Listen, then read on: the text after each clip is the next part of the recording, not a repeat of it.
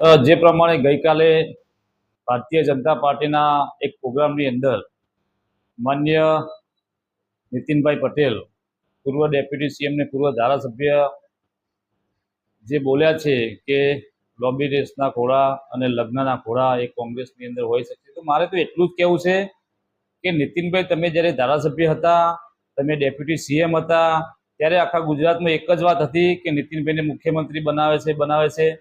પણ મુખ્યમંત્રી તો વાત સાઈડમાં રહી, પણ એમને ડેપ્યુટી સીએમમાંથી પણ કાઢ્યા અને એ પછી એમને એક ડિપાર્ટમેન્ટ કે કોઈ ખાતું પણ આપવામાં નથી આવ્યું.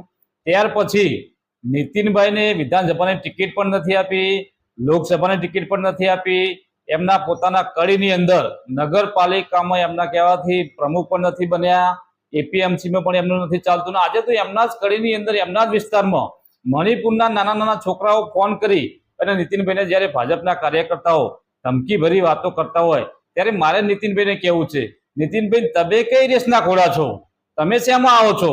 કારણ કે જે પ્રમાણે તમને જે ઘોડાને ગોડાઉનમાં મૂકી દે છે ને એમ સાઈડમાં કરી દીધા છે. ત્યારે માન્ય નીતિનભાઈ બેબાકડા બન્યા છે અને જે પ્રમાણે વાણી વિલાસ કરી રહ્યા છે, જે પ્રમાણે પોતાના વચનો જે રીતે બોલી રહ્યા છે, એ અમને શોભતા નથી.